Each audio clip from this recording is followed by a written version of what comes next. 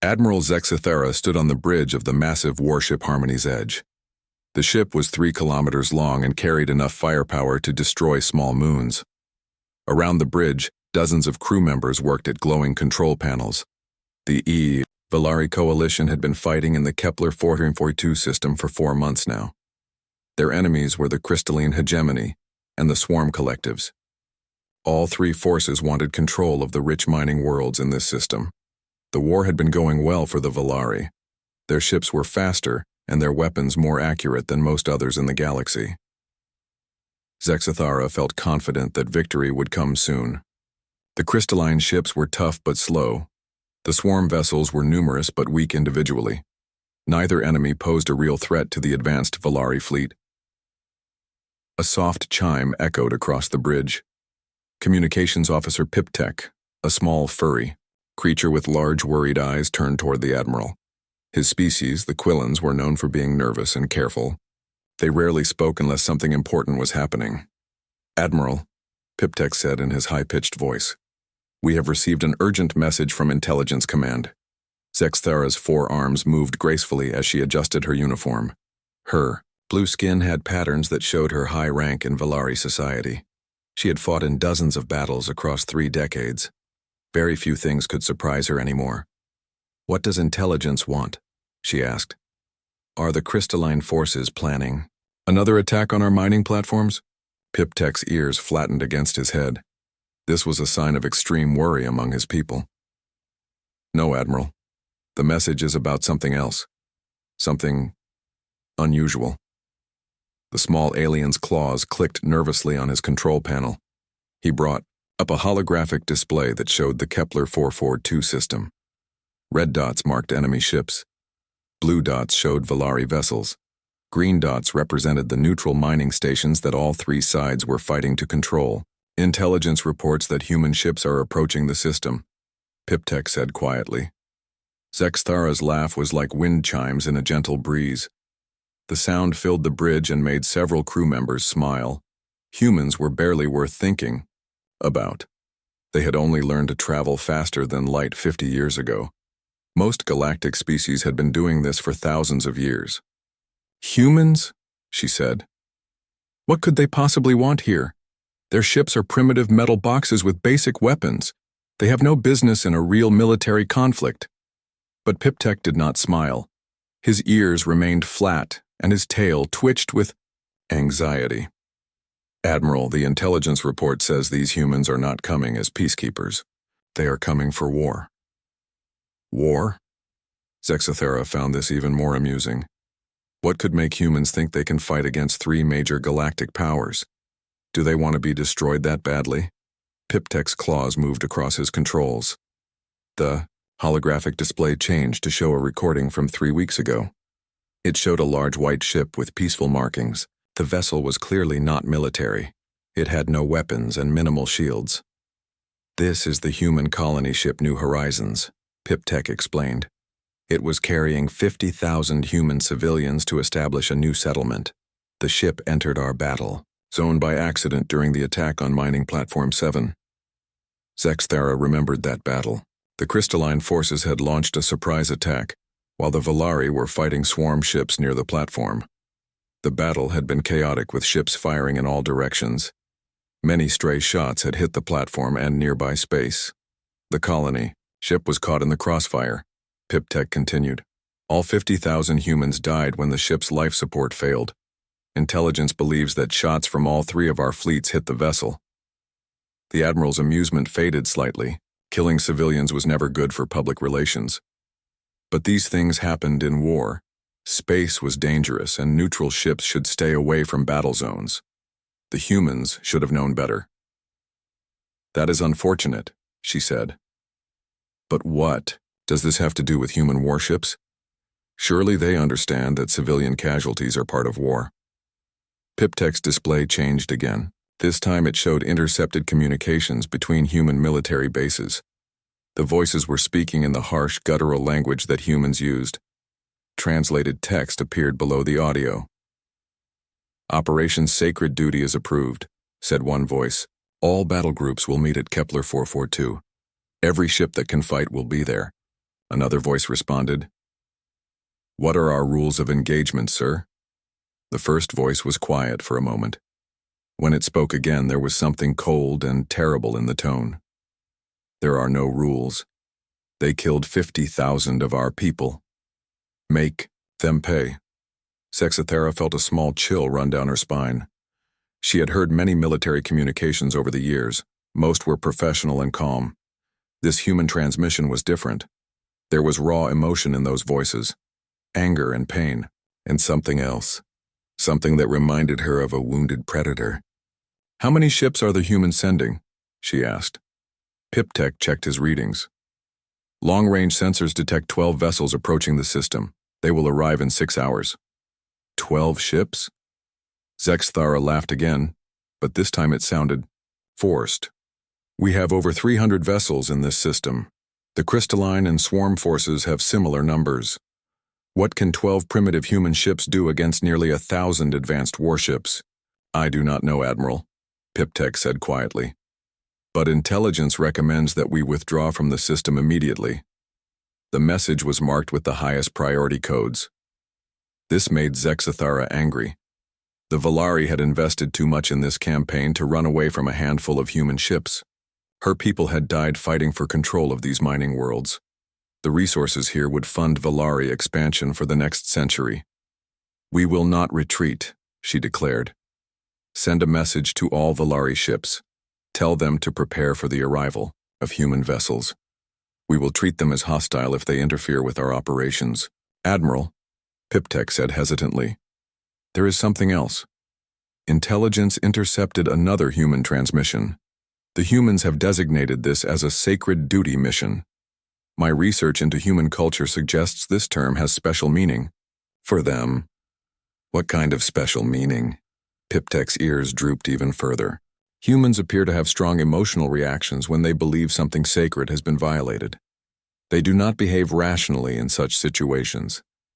Historical records show that humans have fought wars for hundreds of years over sacred beliefs. They often prefer death to surrender when sacred duty is involved. Zexathera waved one of her 4 hands dismissively. Emotional reactions make for poor military strategy. We have superior numbers, superior technology, and superior training.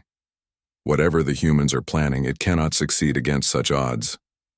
But even as she spoke, Zexathera found herself studying the tactical display more carefully. The human ships were still 6 hours away, but something about this situation felt wrong.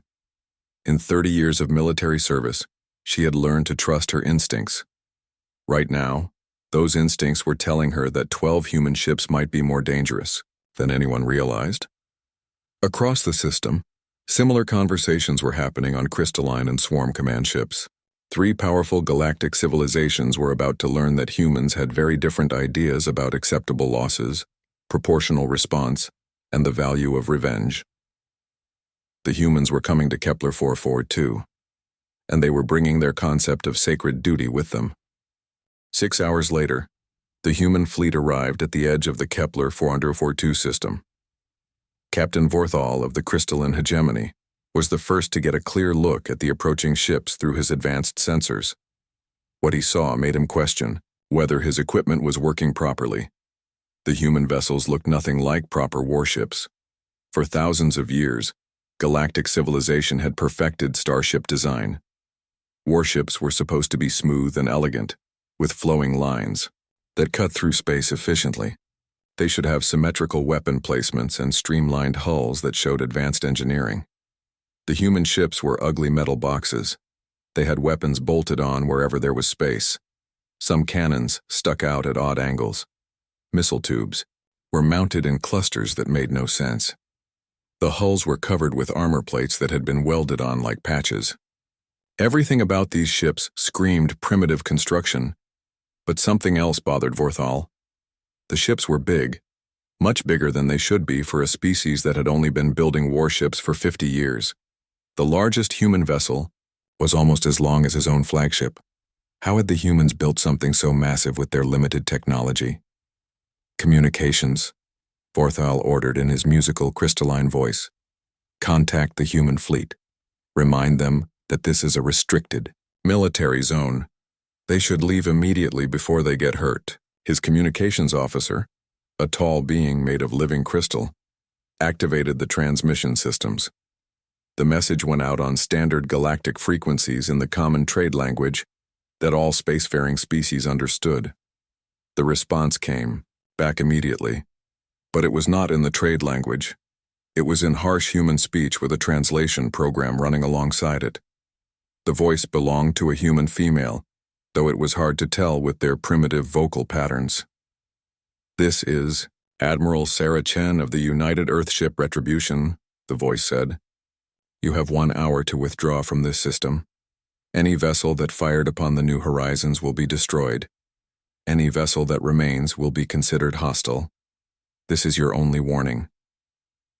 Vorthal's crystalline face would have shown amusement if his species could make such expressions. The human fleet consisted of exactly 12 ships. His own crystalline forces numbered 230 vessels. The Volari had over 300 ships. The Swarm collectives had nearly 400 vessels, though most were small. Did she just threaten nearly 1,000 warships with 12 primitive human vessels? Asked his tactical officer. "It appears so," Vorthal replied. "Perhaps humans do not understand basic mathematics. Send a message to all forces in the system. Inform them that the humans have made hostile declarations and should be treated accordingly." The captain studied his tactical display. The human ships had not moved since arriving at the system's edge. They were just sitting there in a loose formation. It looked like they were waiting for something. Perhaps they were finally realizing how badly outnumbered they were. "Sir," his sensors officer called out, "the human ships are powering up their weapons systems." This was too much. Vorthal had been patient enough. These primitive humans needed to learn their place in the galactic order. He would teach them with a demonstration of proper military technology. "Target the lead human vessel," he commanded. "Fire a warning shot across their bow. Make it close enough to show them what real weapons can do." The Crystal Throne, Vorthal's flagship, turned its main particle beam toward the human ship called Retribution. The weapon was a masterpiece of crystalline engineering. It could punch through any known armor and had enough power to cripple ships much larger than the human vessel. The beam lanced out across space, passing just a few hundred meters from the Retribution's hull. It was meant to be a warning, a display of superior firepower that would convince the humans to retreat. The human response was not what anyone expected. Every weapon on every human ship fired at once. But these were not normal weapons. The missiles that streaked toward the crystalline fleet were massive, each one as large as a small fighter craft. They moved faster than anything in the crystalline arsenal and left trails of exotic energy behind them. "Impossible," breathed Vorthal's tactical officer. "Those missiles are reading as fusion-tipped, but the warheads are enormous. Each one has enough power to destroy a battleship." The missiles struck the Crystal Throne before anyone could react. The ship's shields, which had been designed to stop the most powerful weapons in known space, collapsed instantly. The hull, made of living crystal that could repair itself, simply vaporized. Vorthal had time for one last thought before his ship died around him. The humans had not sent a warning shot. They had sent a message written in nuclear fire. Across the system, every sensor screen lit up with the explosion.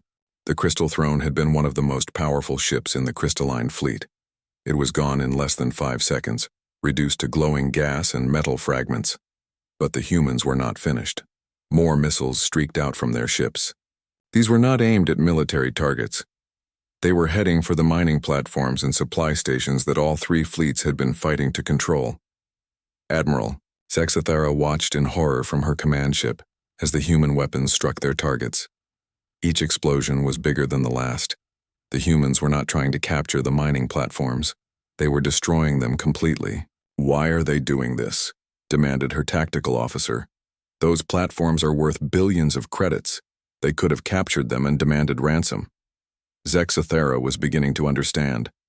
The humans were not here to win territory or capture resources. They were here to punish everyone who had been involved in killing their civilians. They were making sure that nobody would profit from the battle that had destroyed the New Horizons. The swarm collectives responded next. Hundreds of their small ships swarmed toward the human fleet like angry insects. The swarm used numbers instead of heavy weapons, overwhelming enemies with massive coordinated attacks. The human ships did something that no rational military force would ever do.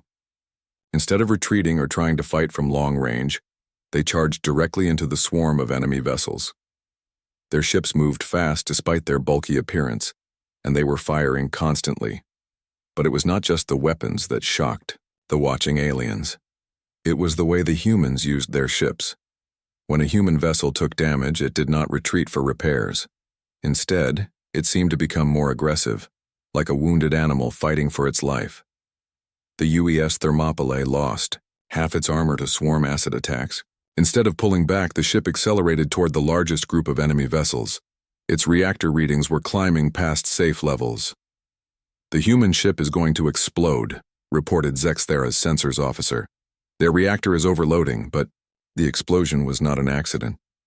The Thermopylae crashed directly into a swarm hive ship, and its reactor detonated in a massive fireball. The explosion destroyed dozens of swarm vessels and created a shockwave that damaged many more. The humans had deliberately sacrificed their own ship and crew to damage the enemy. This was not normal military behavior. This was the action of beings who valued revenge more than their own lives. Across the communication channels, a new message was spreading. It was being transmitted by every alien ship in the system, sent to military commands across the galaxy. The message was simple but desperate. "For the love of all that's sacred, don't let the human battleships arrive for combat." But it was too late. The humans were already here, and they had brought their own definition of sacred duty with them. The battle for Kepler 442 was about to become a lesson that the galaxy would never forget. The battle escalated beyond anything the galaxy had ever seen. Admiral Zexthera watched her tactical display with growing horror as the human ships demonstrated fighting methods that violated every principle of civilized warfare. The humans were outnumbered nearly 100 to 1, but they fought like they had already won. Their ships moved in patterns that made no tactical sense. Instead of maintaining safe distances and using superior firepower, they charged directly at enemy formations. They seemed to prefer close-range combat, even though it meant taking heavy damage. "Admiral," her tactical officer reported, "the human ship UES Fury is moving toward our defensive line. It appears to be damaged." Zexthera looked at the readings. The human ship had lost most of its hull plating to swarm acid attacks. Internal fires were burning throughout the vessel. Any rational crew would have abandoned ship or retreated for emergency repairs. Instead, the Fury was accelerating toward a group of Volari cruisers. Its remaining weapons were firing continuously, but something else was happening. The ship's reactor readings were off the scale. "They are using their damaged reactor as a weapon," breathed the tactical officer. "The radiation output is incredible. Any ship that gets within 1,000 kilometers will be cooked." The Fury plowed through the Volari formation like a burning comet. Everywhere it passed, enemy ships had to retreat or face lethal radiation exposure. The human crew was certainly dying from the same radiation, but they did not stop fighting, until the ship finally exploded in a blaze of nuclear fire. This was not how space combat was supposed to work. Ships were expensive and took years to build. Crews were trained professionals who represented massive investments in education and experience. No sane military force would throw away such resources for temporary tactical advantages. But the humans seemed to have different ideas about acceptable losses. Captain Vorthal's replacement, a younger crystalline officer named Shardanar, tried to organize a coordinated attack on the remaining human ships. His plan was sound by all military standards. Use superior numbers to surround the enemy, then concentrate fire on one ship at a time until the human fleet was destroyed. The plan failed because the humans refused to follow the rules of space combat. When crystalline ships moved to surround them, the humans did not try to break out of the encirclement. Instead, they flew directly at the strongest point in the enemy formation. The lead human ship, UES Retribution, rammed a crystalline dreadnought at nearly the speed of light. The impact released more energy than a small star. Both ships were vaporized instantly, along with everything within 1,000 kilometers. The shockwave damaged dozens of other vessels and created a debris field that would be dangerous for decades.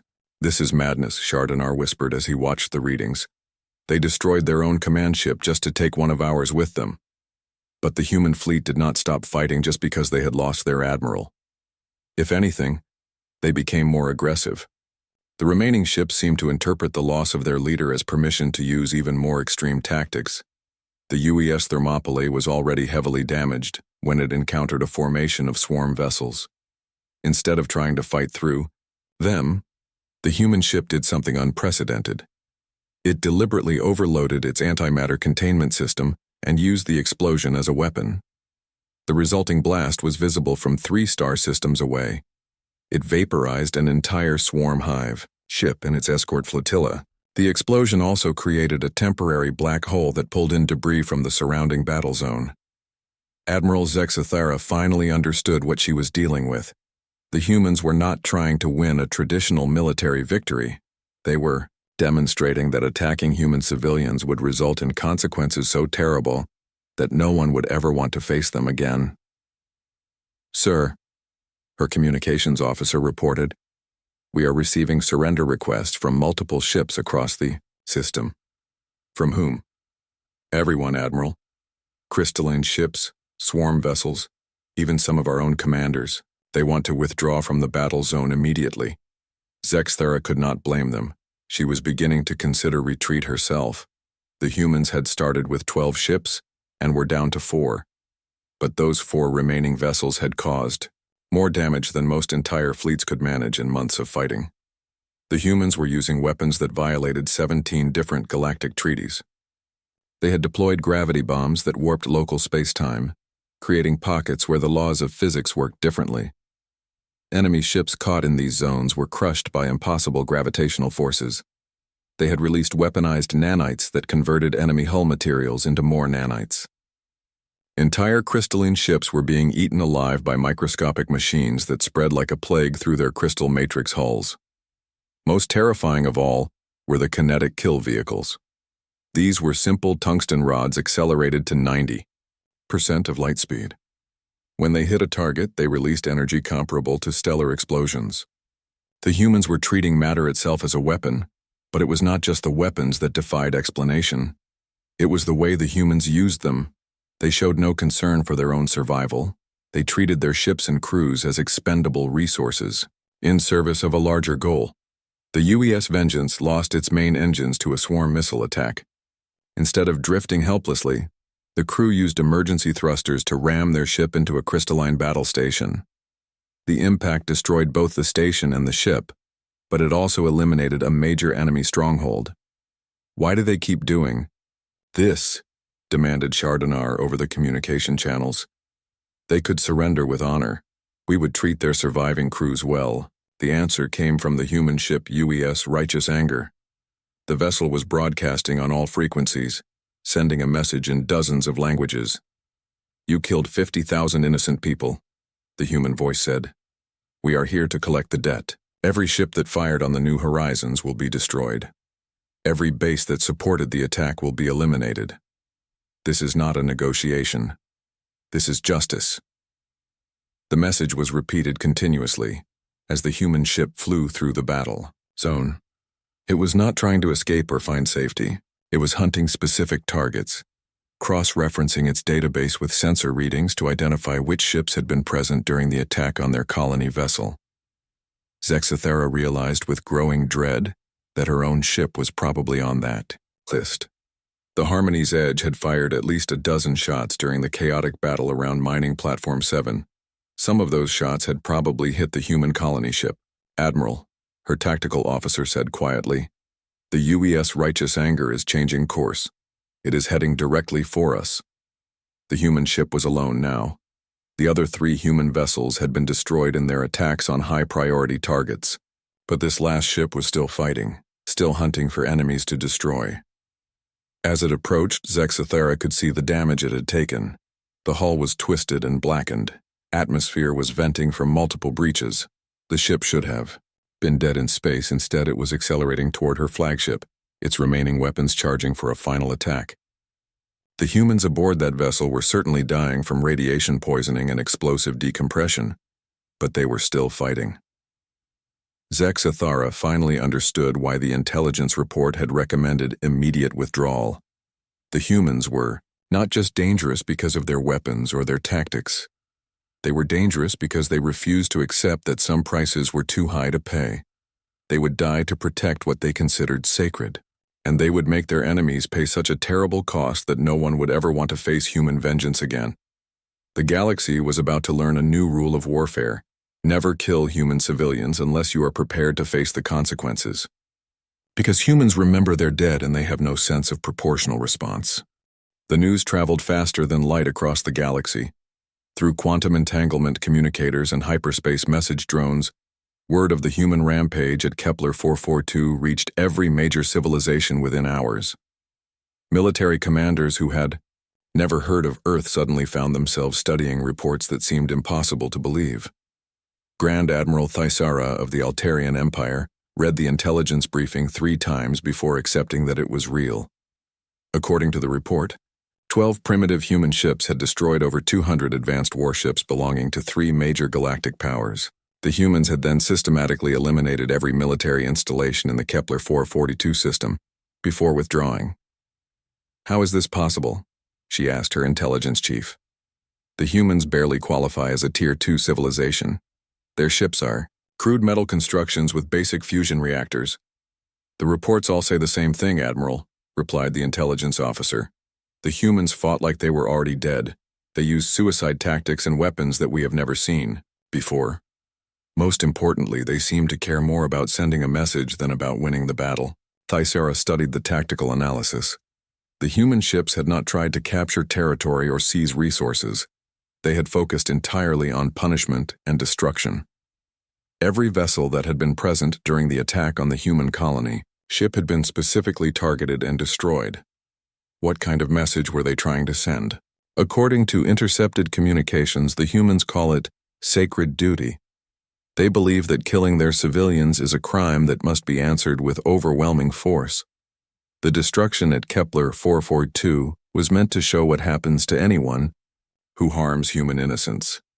This was troubling news. The Altarian Empire had been considering expansion into human space. Their star charts showed several human colonies that would be easy to conquer. But if the humans responded to military defeats with this kind of suicidal vengeance, conquest might be more expensive than it was worth. Similar conversations were happening across dozens of star systems. The Zephyrian Confederacy had been planning raids on human shipping lanes. The Silicon Lords had identified human mining operations that would make good targets. The hive minds of Proxima had been studying human biology for potential slave labor applications. All of these plans were suddenly being reconsidered. Emperor Kazik of the Draconian Star Empire received the most detailed report of all. His spies had been present during the battle, recording everything from hidden observation posts in the asteroid belt around Kepler 442. The recordings showed things that challenged everything the galaxy knew about warfare. Human ships that had lost their main weapons continued fighting with backup systems. Vessels that had been cut in half by enemy fire used their remaining sections as ramming weapons. Crews that were dying from radiation poisoning steered their ships into enemy formations to maximize damage. "This is not normal military behavior," observed General Korthax, the Emperor's chief military advisor. "These humans fight like religious fanatics. They value their cause more than their own lives." Emperor Kazik was old enough to remember the last time religious fanatics had gone to war in this galaxy. The Purification Wars had lasted 3 centuries and killed billions of beings. Entire star systems had been sterilized by forces that believed their cause was sacred. "Are you saying the humans are likely to start a religious war?" "No, Your Majesty. I am saying they fight like every battle is already a religious war. Look at this recording." The holographic display showed the final moments of the human ship UES Righteous Anger. The vessel had been reduced to a floating wreck, but its crew was still alive. They could have surrendered or abandoned ship. Instead, they had used their emergency thrusters to ram a crystalline battle station. As the ship struck its target, the human crew transmitted a final message: "Remember the new horizons." 50,000 souls demand justice. They are not fighting for territory or resources, General Korthax explained. They are fighting for the memory of their dead. That makes them infinitely more dangerous than any normal military force. The recordings also showed something else that worried military analysts across the galaxy. The humans had left the wreckage of enemy ships in specific formations. When viewed from above, the debris spelled out messages in 17 different languages. Touch our civilians and die. This was psychological warfare on a scale that most species had never imagined. The humans were not just destroying their enemies. They were creating monuments to their own vengeance that would be visible for decades to come. But the most frightening part of the reports was what happened to the alien survivors. The few enemy ships that had escaped the battle were spreading a new kind of fear throughout their respective fleets. Crews that had never known terror were refusing to engage in operations near human space. The swarm collectives faced a particularly unusual problem. As a hive mind, they had never experienced individual fear. Drones were supposed to follow orders without question or emotion, but drones that had witnessed the human rampage were developing something unprecedented. They were hesitating before entering combat. The crystalline hegemony discovered that their perfect battle computers could not model human behavior.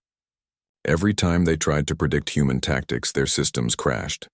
How do you calculate the actions of an enemy that treats suicide as a valid military strategy? The Volari coalition had lost an entire fleet admiral to human vengeance. Admiral Zexthara's ship had been found drifting in space, its crew dead and its hull carved with human writing that translated to sacred debt paid in full. Within a week, the phrase, "For the love of all that's sacred, don't let the human battleships arrive for combat," had become common throughout military communication channels. It started as a desperate warning from the Kepler 442 survivors, but it quickly spread to become a galaxy-wide expression of dread. Military academies began teaching new courses about human warfare. The lessons were simple but disturbing. Humans do not fight to win battles, they fight to win wars. They are willing to lose every ship and every crew member if it means establishing a reputation that will protect their people in the future. Trade routes that passed near human space were suddenly being avoided. Pirate groups that had been raiding human colonies stopped their attacks. Even the most aggressive military powers began looking for targets that did not involve confronting Earth's forces. The humans had achieved something remarkable.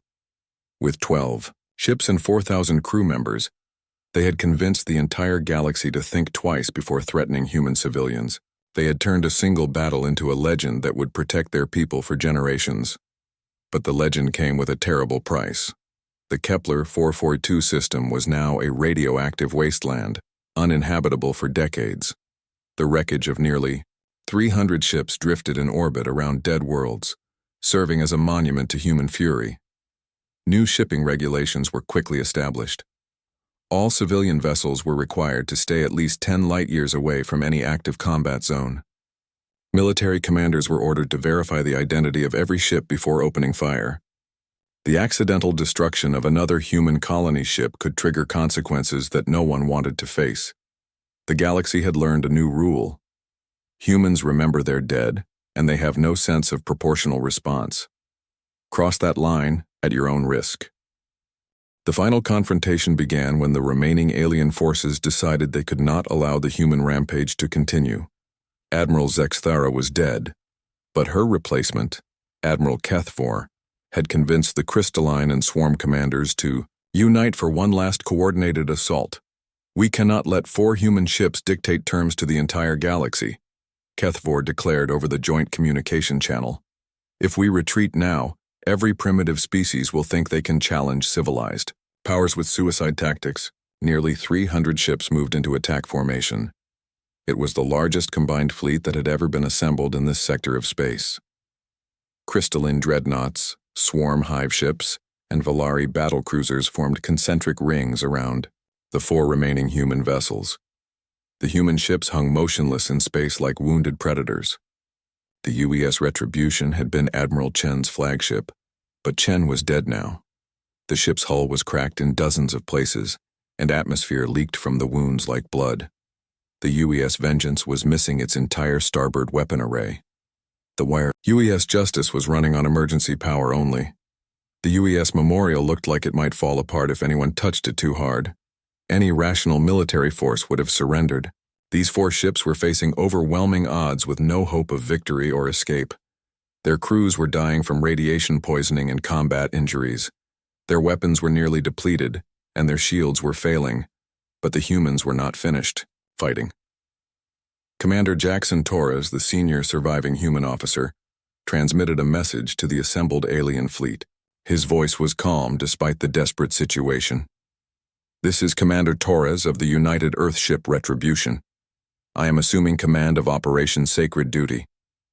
To all alien vessels, you have one final chance to withdraw from this system. Anyone who remains will be considered complicit in the murder of 50,000 human civilians." Admiral Kethfor could not believe what he was hearing. 4 dying ships were threatening 300 healthy ones. It was either madness or incredible courage. Perhaps both. "Human Commander," he replied, "you are outnumbered 75 to 1. Your ships are destroyed. Your crews are dying. Surrender now and we will treat your survivors with honor." Torres was quiet for a long moment. When he spoke again, his voice carried something that chilled every alien who heard it. It was not fear or anger or desperation. It was absolute certainty. "Admiral, you still do not understand what you are dealing with. We did not come here to win a battle. We came here to establish a principle. That principle is simple. If you kill human innocents, we will make you pay a price so terrible that no one will ever want to face it again." The human commander paused, and when he continued, his words would be remembered across the galaxy for centuries to come. "You want to know what makes humans dangerous? We do not just accept death. We weaponize it." The UES Retribution suddenly came to life. Its damaged engines roared at maximum power, accelerating the ship directly toward the center of the alien formation. But this was not a normal ramming attack. The ship's antimatter containment systems were already failing, and Torres was making them fail faster. "All ships, scatter," Admiral Kethfor ordered. "The human vessel is going to explode." But it was too late for most of the fleet. The Retribution reached the center of the alien formation and detonated its entire antimatter supply in a controlled cascade explosion. The blast was not just powerful, it was precise. Torres had calculated the exact yield needed to create a temporary artificial star. The explosion consumed everything within 100,000 kilometers. Crystalline ships, swarm vessels, and Volari cruisers were vaporized instantly. The shockwave traveled outward at nearly the speed of light, damaging or destroying ships across the entire system. But the explosion did more than just destroy the enemy fleet. It irradiated the entire Kepler 442 system with exotic particles that would make it uninhabitable for decades. The humans had turned their final battle into a monument that could be seen from 3 star systems away. The few surviving alien ships limped away from the radioactive wasteland that had once been a strategic star system. Their crews would spend the rest of their lives telling the story of what they had witnessed. The humans had sacrificed everything, including their own lives, to prove that attacking human civilians would result in consequences beyond imagination. Within hours, emergency sessions were being called in government centers across the galaxy. The human action at Kepler 442 had shocked every major civilization. These primitive beings had demonstrated that they were willing to die to protect what they considered sacred. The Galactic Council met in emergency session on the neutral world of Harmony Station. Representatives from 100 different species gathered to discuss what everyone was calling the human problem. Chancellor Vexera, a wise old being who had seen 3 centuries of galactic politics, called the session to order. "We are here to address the unprecedented actions taken by human military forces in the Kepler 442 system," she announced. The destruction was total. Over 400 military vessels were destroyed, along with all mining and research facilities in the system. The humans achieved this with just 12 ships. The crystalline representative, Ambassador Chardinal, spoke first. The humans have violated every principle of civilized warfare. They used weapons banned by 17 different treaties. They deliberately targeted civilian infrastructure. Worst of all, they showed no interest in negotiation or compromise. They also, added the Valari representative, demonstrated that they are willing to die to protect their people. That makes them different from any other species we have encountered. The debate continued for hours. Some representatives wanted to declare war on humanity for their actions. Others argued that the humans had been provoked by the accidental destruction of their colony ship. A few suggested that Earth should be quarantined to prevent further incidents. But Chancellor Vexara had been studying human history and culture since the incident began. She understood something that most other representatives missed. The humans are not our enemies, she said finally. They are our teachers. They have shown us what happens when someone threatens what a species considers sacred. The lesson is clear.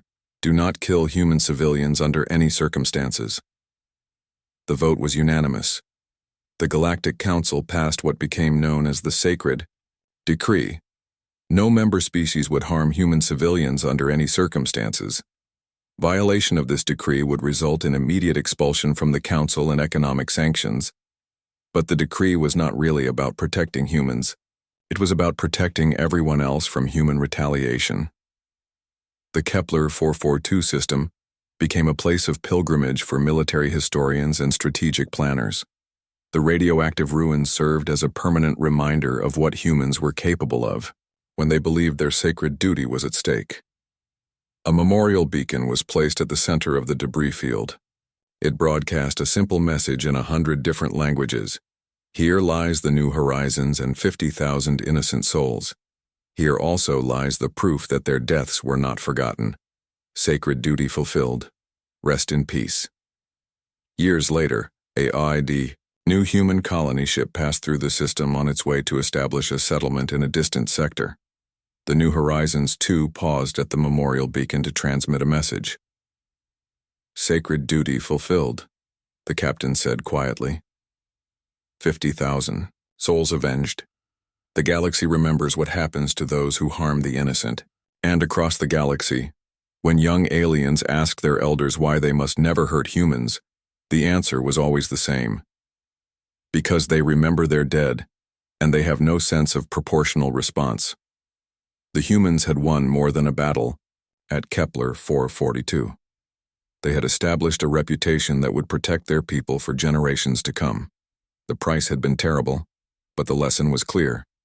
Humanity would pay any cost to protect what they considered sacred. The galaxy had learned to respect that principle, because the alternative was too terrible to imagine.